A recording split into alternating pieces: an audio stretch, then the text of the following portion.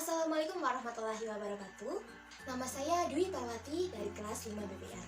Di sini saya akan sedikit mereview tentang Islam dan budaya Jawa. Pertama, kalian harus tahu apa itu budaya Jawa. Budaya adalah cara hidup yang berkembang dan dimiliki bersama oleh sebuah kelompok yang diwariskan dari generasi ke generasi. Bentuknya itu bisa berbasis agama, politik, adat istiadat, dan lain sebagainya. Lalu, Jawa. Siapa itu Jawa? Secara geografis, Jawa itu meliputi 3 wilayah, yaitu DIY, Jawa Tengah, dan Jawa Timur. Next, yaitu kebudayaan Jawa sebelum Islam datang. Jadi, sebelum Islam datang ke Jawa, di Jawa itu sudah mengenal peradaban yang berkaitan dengan agama. Dulu itu ada animisme, dinamisme, juga yang paling menarik itu ada agama Kapitayan. Agama ini itu menyembah Sang Hyang Toyo dengan sosok mitologisnya yaitu Semar. Next, ada hubungan Islam dan budaya Jawa. Ada 3 macam hubungan Islam dan budaya. Yang pertama itu agama adalah sumber kebudayaan. Yang kedua yaitu agama dan budaya tidak memiliki hubungan. Yang ketiga yaitu agama adalah salah satu unsur kebudayaan.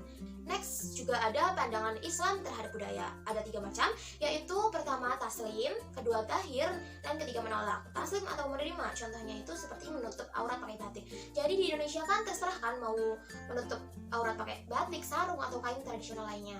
Yang kedua tahir atau diubah, contohnya itu kayak ritual nyekar. Dulu itu nyekar bertujuan memohon pada roh nenek moyang. Yang ketiga yaitu menolak, contohnya itu kayak upacara ngapen. Next, yaitu ada kaitan nilai Jawa dan Islam pada aspek ritual. Ritual menurut KBBI merupakan sesuatu yang seremonial atau sesuatu yang dilakukan secara terus-menerus pada waktu tertentu. Contohnya yaitu sholat dan puasa. Ritual-ritual itu merupakan pertemuan antara Islam dan Jawa.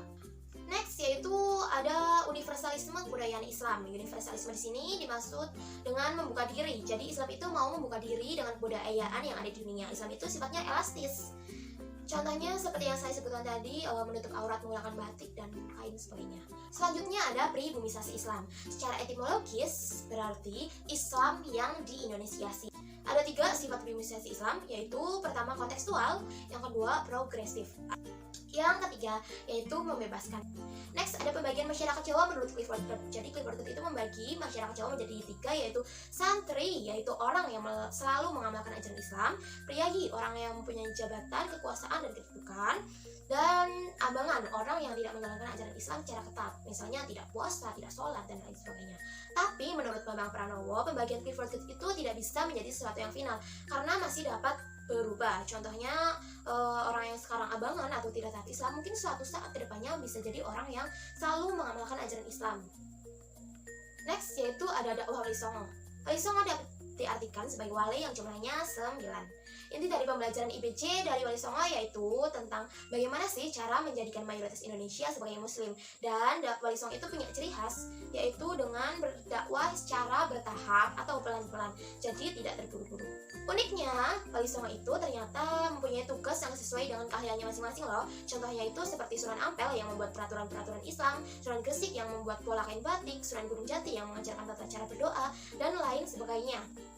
Next, yaitu ada kejawen. Apa sih itu kejawen? Kejawen itu merupakan gaya hidup keagamaan yang bernuansa mistik yang di dalamnya ada etika, adat istiadat, dan tradisi hingga membentuk paham Javaisme. Next, yaitu ada Islam dan Sufisme.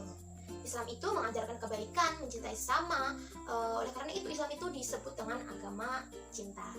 Nah, dulu Wali Songo itu berdakwah menggunakan pendekatan tasawuf atau melalui jalur damai, bukan menggunakan pendekatan fikih. Fikih itu kan biasanya seperti hukum halal haram, itu tuh sangat keras, nggak fleksibel. Nah, Wali Songo itu dakwahnya sangat luas, terbuka, dan juga adaptif. Nah, dari materi-materi yang sudah saya sampaikan tadi, menurut saya kesimpulannya adalah di Jawa itu ada Islam dan juga ada budaya Jawa. Menurut saya keduanya merupakan hal yang sama-sama mengajarkan nilai-nilai luhur. Jadi bukan masalah benar atau salah. Budaya itu sebenarnya tidak masalah asal kita sendiri bisa memilah mana yang substansinya Islam.